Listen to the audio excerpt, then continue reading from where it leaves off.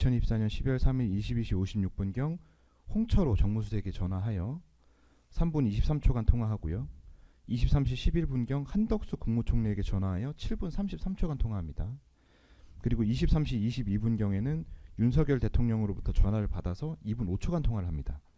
증인은 피고인이 위와 같이 홍철호 정무수석, 한덕수 국무총리, 윤석열 대통령과 통화한 사실을 알고 있었습니까? 그 이후에 저는 시간 지나고 나서 알았습니다. 그 당시는 몰랐습니다. 그럼 그 이후라고 하면 언제쯤 알게 되셨나요? 모르겠습니다. 한참 뭐 이제 우리 추경호 원내대표에 대한 여러 가지 이야기가 나오면서 그런 내용이 있었다라는 걸 언론을 통해서 제가 알았죠. 언론을 통해 알게 되셨어요. 그렇죠. 그러면 피고인으로부터 직접 전달받지 못했습니까? 전혀 없습니다. 신도국 의원님께서는요, 이 사건 법정에서 비상계엄을 선포한 상황에서 여당 국회의원들이 어떻게 행동해야 좋을지에 대한 정보는 대통령이 주는 것이 맞고 추경호 원내대표도 그런 것을 알아보려고 노력했던 것 같다, 이렇게 증언했습니다. 증인도 같은 생각이신가요? 그건 잘은 그까지 생각을 안 해봤습니다. 네, 다음 질문 드립니다. 그럼 이제 제가 아까 말씀드렸던 통화에 대해서 질문을 드릴 텐데, 당시 상황에서 피고인이 원내대표의 자격으로 홍철호 정무수석, 한덕수 국무총리, 윤석열 대통령과 통화한다면 어떤 사항들을 확인했어야 되나요? 글쎄요, 제가 뭐 그것까지는 생각을 안 해봤습니다. 37번 질문 생략하겠습니다. 38번 질문 드립니다. 국민의힘 당원 57조 4항에서는 의원총회의 의장인 원내대표가 의원들의 요청 시 원내 사항 등 의정 활동에 대한 필요한 정보를 신속히 제공 설명해야 한다고 규정하고 있습니다. 증인도 이런 사실 알고 있으시죠? 당원 당규의 내용은 구체적으로 모르지만 그게 뭐 원내대표에서 할 일이다 이렇게 생각하고 있습니다. 그러면 결국은 원내대표가 소속 의원들에게 정보 확인을 시켜주고 설명을 해주는 건 당원에 따른 의무라고 생각하십니까? 네.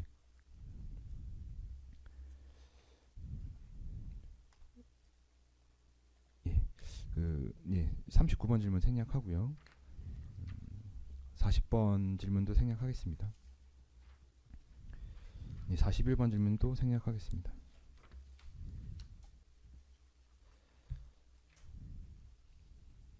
예, 42번 질문은 42번 질문도 생략하겠습니다. 43번 질문입니다. 그 피고인과 윤석열 대통령의 통화 내용에 대해서 제가 말씀을 드릴게요. 윤석열 대통령은 이제 다른 사건 법정에서 이렇게 이제 증언을 했습니다. 거대 야당의 국정 발목 잡기 때문에 지금 헌정 질서와 국정이 다 마비되어 비상계엄을 선포했다. 오래 안 갈 거니까 걱정하지 말라. 계엄에 대해서 걱정하지 말라. 내가 이제 잘하겠다. 라는 내용으로 이제 피고인에게 설명을 했다고 이제 증언을 했습니다. 증인 이러한 통화 내용 알고 있으셨어요? 모릅니다. 그러면 결국은 이 통화 내용에 의하면 비상계엄 선포를 정당화할 만한 합당한 사유가 없이 이제 담화문 그대로 탄핵 등을 남발하는 야당을 반국가 세력으로 취급하여 이를 척결하겠다며 비상계엄을 선포하겠다는 이제 선포했다는 취지로 보이거든요. 담화문으로 밝힌 것 외에 비상계엄 선포할 다른 이유가 있는지, 비상계엄에 어떠한 입장을 취해야 할지 당혹스러워했던 의원들에게 이제 피고인이 당연히 설명해 줬어야 되는 통화 내용 아닙니까? 제가 끝까지 당사에 안 남아 있어서 그 이후에 우리 원내대표님께 오셔서 어떤 설명을 했는지는 잘 모르겠습니다만 저는 그날은 듣지를 못했습니다. 이 내용, 그러니까 이제 윤석열 대통령과 통화한 내용, 이제 한덕수 직접 국무총리 들은 바가 없습니다. 직접 들은 바는 없습니까? 예, 다음 질문 드립니다. 제 기억상 예. 제 기억상 지금 들은 바는 네, 알겠습니다. 그럼 윤석열 대통령이 피고인에게 먼저 전화해서 이러한 내용을 먼저 얘기한 이유는 무엇이라고 생각하세요? 지금 계속 그 윤 전 대통령께서 주장하는 내용의 그 논리 아니겠습니까? 그러니까 그 내용을 23시 22분경이라고 하면 포고령 제1호가 공포되기 직전입니다. 공포되기 1분 전이거든요. 포고령 제1호가 공포되기 1분 전에 여당 원내대표인 피고인에게 전화해서 사실상 담화문과 같은 내용을 이제 재차 반복하는 것인데, 이제 오래 안 갈 거니까 걱정하지 말라. 계엄에 대해서 걱정하지 말라. 내가 이제 잘하겠다. 이런 내용을 전달할 이유가 무엇이냐고 이제 질문을 드리는 거거든요. 전 뭐 거기에 대해서 잘 이제 모르겠다 말씀이시죠. 모르겠습니다. 다음 질문 드립니다. 이제 증인은 이제 윤석열 대통령이 비상계엄을 선포할 당시에 당원 게시판 논란, 중요 현안 관련 견해 차이 등으로 윤석열 대통령과 한동훈 당대표의 갈등이 심각했던 사실 알고 있으시죠? 예, 그런 계속 언론에서 노출되었으니까. 그럼 이제 언론 외에 증인이 직접 경험해본 그런 내용도 있습니까? 이 뭐, 갈등에 대해서요? 별로 있어서는 안 될 일들이 지금 벌어지고 있다. 이 정도 인식하고 있었던 것 같습니다. 네, 알겠습니다.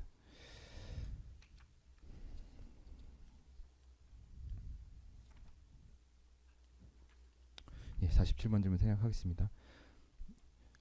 그럼 결국은 이 그 윤석열 대통령과 한동훈 당대표의 갈등 때문에 윤석열 대통령이 당연히 한동훈 당대표에게는 전화해서 설명하지 않고 원내대표인 피고인에게 전화해서 상황 설명한 이유 중에 하나라고 생각하십니까? 그건 잘 모르겠습니다. 예, 다 48번 질문입니다. 이제 증인은 원내 행정국의 소집 공지에 따라서 당사에 도착한 것으로 확인되는데 맞죠? 네, 당사에 도착한 시간 기억하십니까? 그것도 정확하게는 잘 모르겠습니다. 한 차로 이동 거리가 있으니까 또 국회 앞이 좀 혼란했기 때문에 한 4, 50분은 걸렸을 거다. 그러면은 한 11시 4, 50분 정도 되지 않았 12시 가까이 됐을 가능성이 높습니다. 예. 그럼 자정 정도 생각하시는 거예요? 그 정도 전후가 아니겠는가. 예, 알겠습니다. 그럼 증인은 집에서 당사로 이동하는 과정에서 누구와 연락을 주고받으셨어요? 전혀 연락을 한 바도 없고 그냥 우리 보좌진들이 전해주는 장소에 대한 이야기만 들었지 다른 이야기를 들은 바가 없습니다. 그럼 증인은 집에서 당사로 이동하는 과정에서 어떤 방법으로 비상계엄의 진행 경과를 확인하셨습니까? 그 자체는 이미 인식했으니까 이런 상황이 어떻게 될까, 야 어떻게 대처해야 되나 그런 걱정으로 생각으로 왔다 이래 보시면 됩니다. 네, 알겠습니다. 이제 증인이 당사에 도착할 당시에 그 당사 3층에 있는 강당으로 가셨던 거예요. 네네. 그럼 3층 당사 그 강당에는 국민의힘 국회의원들이 몇 명 정도 모여 있었습니까? 저는 한 4, 50명 정도 되는 걸로 알고 있습니다. 지금 기억이. 4, 50명 정도요. 예. 증인이 당사에 도착할 당시에는 피고인은 국회 본관 원내대표실에 있었고 한동훈 당대표는 국회 본회의장으로 있었거든요. 증인 이런 사실 알고 있었어요? 전 잘 몰랐습니다. 잘 모르셨어요. 국회 쪽에 있다는 거는 알고 있었죠. 그럼 다시 한번 거꾸로 돌아가서 질문드리면 당사에 도착하셨을 때 어떤 국회의원이 있었는지 생각나는 대로 좀 말씀해 주시겠어요? 지금은 잘 기억이 안 나는데 윤재욱 전 원내대표는 얼굴이 확실히 있었다는 건 한 사람은 분명히 알 것 같습니다. 그냥 의자에 다 이렇게 앉아 있었기 때문에 뭐 대부분 아는 사람이죠. 네, 알겠습니다. 그럼 당사에 도착한 이후의 상황 질문 드릴게요. 예. 53번 질문입니다. 증인이 당사에 도착하였을 당시에 당사에 모인 의원님들은 각자 무엇을 하고 계셨나요? 그냥 의자에 앉아서 TV를 보고 있었던 것 같아요. TV 나오는 그 화면들을 보고 있었던 것 같아요. 예, 그 진술조서 22쪽 제시하겠습니다. 이제 조사 과정에서는 비상계엄 당시 다들 멍하니 있었습니다. 당사에서 할 수 있는 것이 아무것도 없었습니다. 서로 돌아가는 상황을 몰랐기 때문에 대화를 나눈다는 것 자체가 의미 없었습니다. 이렇게 진술했는데 이 상황 맞으신가요? 예. 기억납니다. 54번 질문인데요. 그럼 당사에 모인 의원님들께서는 윤석열 대통령의 비상계엄 선포에 대해서 어떤 대화를 나누셨나요? 대화를 할 것도 없어요. 방금 제가 진술 내용대로 그냥 멍하니 그냥 서로 대화도 없이 그 TV의 어떤 화면만 좀 주시했던 것 같아요. 당시 당사에서는 할 수 있는 게 없었기 때문에 없었다. 예, 알겠습니다. 55번 질문입니다. 계엄사령관 박안수는요. 2024년 12월 3일 23시 23분경 포고령 제1호를 공포합니다. 증인은 포고령 1호를 언제 어디에서 확인했나요? TV를 통해서 본 것 같은데 그 TV 화면을 통해서 그 어떤 상황들 제가 아. 알았던 것 같아요. 그럼 당사 TV를 통해서 확인했단 말씀이죠? 아마 거기 봤으면 그랬을 겁니다. 거기서 네. 봤다면. 예. 예, 56번 질문인데요. 포고령 1호에서는 이제 이렇게 규정하고 있어요. 국회와 지방의회, 정당의 활동과 정치적 결사, 집회, 시위 등 일체의 정치 활동을 금한다. 이상의 포고령 위반자에 대해서는 대한민국 계엄법 제9조 계엄사령관 특별조치권에 의하여 영장 없이 체포, 구금, 압수수색을 할 수 있으며 계엄법 제14조 벌칙에 의하여 처단한다. 이렇게 규정하고 있습니다. 증인 이런 포고령 내용 확인하셨죠? 그때 들었습니다. 이제 포고령에 따르면 이제 증인과 같은 국회의원들의 정치 활동 일체가 금지되고 영장 없는 강제 처분과 형사 처벌까지도 할 수 있습니다. 증인은 포고령 1호가 위헌 위법하다 이런 생각을 해보진 못하셨어요. 그래서 그 더 이상의 어떤 그 중대한 어떤 밝혀지지 않는 일이 없었다면 그건 아주 심각하죠. 예. 그러니까 이제 사실상 어찌 보면 당사에 모여 있는 의원들의 이 모인 것 자체가 포고령 위반이 되는 거 아닙니까? 저는 그런 거 생각해 본 적이 없습니다. 아, 거기까지는 생각 네. 못 하셨어요.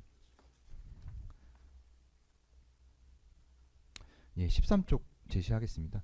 그 이제 수사 과정에서는 이렇게 진술하셨어요. 처음 당해보는 일이라 황당했습니다. 계엄 자체에 대해서 법적인 것을 떠나 잘못된 것이다. 옳지 않은 일이라는 생각을 하였습니다. 이 문제를 빨리 당 차원에서 대처해야 한다. 정보를 정확하게 확인할 길이 없으니 원내 지도부에서 어떠한 형태로든 상황을 파악할 것이라고 봤습니다. 의원총회가 진행되는 동안 원내 지도부에서 정보를 주고 그 정보에 따라 당론을 정하는 것이기 때문에 그 과정을 거칠 것으로 생각하고 당사에서 대기하였습니다. 법조인이 아니다 보니 비상계엄 및 포고령이 위헌 위법하다고 판단하기는 어려웠습니다. 이렇게 진술했는데 맞죠? 네. 그럼 이제 비상계엄과 포고령의 위헌 위법성에 대해서는 법조인이 아니기 때문에 판단하기는 좀 어려웠어도 이 포고령과 비상계엄이 잘못된 것이다 라는 생각은 하셨다는 말씀이시죠? 그 드러난 내용으로 저런 일이 이루어질 수 있다는 건 상상하기 어려웠죠. 그럼 결국은 비상계엄 해제 이후에도 드러난 이유 외에는 다른 이유는 없는 저는 거지 않습니까? 뭐 아직 들어본 바가 없습니다. 그렇죠. 그러면 결국은 그때 비상계엄 당시에 가지셨던 생각이 그 이후에도 결국은 바뀌지 않은 것인데 예, 저도 뭐 예. 여전히 잘못됐다 생각하고 있습니다. 예. 이제 포고령에 대해서 이제 구체적으로 다시 질문드리면요. 증인은 과거 신군부가 군사 쿠데타로 정권을 장악한 역사적인 사실 알고 있으시죠? 네.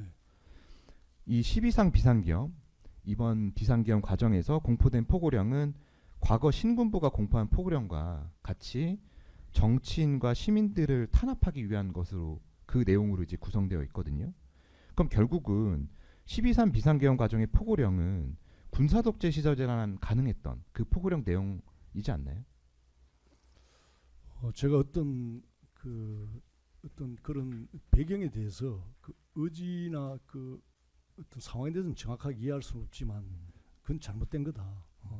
결과적으로는 다르지 않다고 보죠. 네, 알겠습니다. 그럼 결국 군사독재 시절에 공포된 포고령과 이 12.3 비상계엄에서 이제 공포된 포고령의 내용은 사실상 다르지 않다는 말씀이신 그 거죠? 비교나 그 결과에 대한 예측은 어떻게 했는지 모르지만은 그 자체는 잘못된 거다. 네, 알겠습니다. 군사 쿠데타 한 거나 이번이나 저는 다르지 않다고 봅니다. 그런 네, 부분. 알겠습니다. 이제 김용태 의원은 이 사건 법정에서 포고령을 보고 대통령을 향해서 욕설이나 강한 비난을 하신 의원들도 있었던 것으로 기억합니다. 이렇게 증언하셨어요. 그럼 증인도 포고령을 보거나 포고령을 보고 욕설을 하거나 강한 비난을 한 의원들 본 적이 있습니까? 저는 뭐 듣지는 못했습니다. 그러면 이제 당사에 있던 의원님들과는 포고령에 대해서 어떤 대화를 나누신 건 없으세요? 어떤 대화도 안 한 것 같아요. 그냥 멍한 상태로 있었던 것 같아요. 예, 알겠습니다. 61번 질문 드립니다. 이제 우원식 국회의장 이제 말씀을 드릴 건데요. 2024년 12월 3일 23시 57분경 유튜브를 통해서 우원식 국회의장님께서 대통령의 비상계엄 선포에 대해 국회는 헌법적 절차에 따라 대응 조치하겠습니다. 국민 여러분께서는 국회를 믿고 차분하게 상황을 주시해 주시기 바랍니다. 모든 국회의원께서는 지금 즉시 국회 본회의장으로 모여주시기 바랍니다. 취지의 입장을 발표하셨어요. 증인도 이러한 우원식 국회의장의 입장 확인하셨습니까? 저는 그 내용까지는 몰랐고요. 우리는 늘 이렇게 본회의를 열 때 통상적으로 의원총회 과정을 이렇게 거치고 있는 중에는 결론이 날 때까지 통상적으로 기다려 주거든요. 본회의 예. 그 시작을 예. 기다려 줍니다. 상대당이 의원총회가 아직 마무리되지 않은 상황에서는 2시에 공지를 했더라도 다시 2시 20분, 뭐 2시 반 이렇게 통상적으로 공인된 부분들이 있거든요. 네, 제가 보충적으로 이제 조서 좀 보여드릴게요. 그 같은 질문을 이제 저희가 이제 수사 과정에서 드렸을 때, 이제 우원식 의장님의 이 발언 내용에 대해서 TV를 통해서 이제 당사 TV를 통해서 확인했다 이렇게 말씀하셨는데, 이제 조사 과정에서 이렇게 진술하신 게 맞습니까? 아마 그때 이야기했으면 좀 더 생생한 기억이니까 저게 아. 맞을 수도 있을 겁니다. 예. 지금 저도 기억이 잘 안 나거든요. 예. 그럼 뒤에도 우원식 의장의 발언, 한동훈 당대표의 인터뷰, 포고령 등이 계속 TV로 자막 형식을 통해 나오고 있었기 때문에 확인할 수 있었습니다. 이렇게 진술하셨는데 이제 수사 과정에서 이렇게 진술하신 게 사실대로 진술한 게 맞으시죠? 뭐 그런 것 같습니다. 네.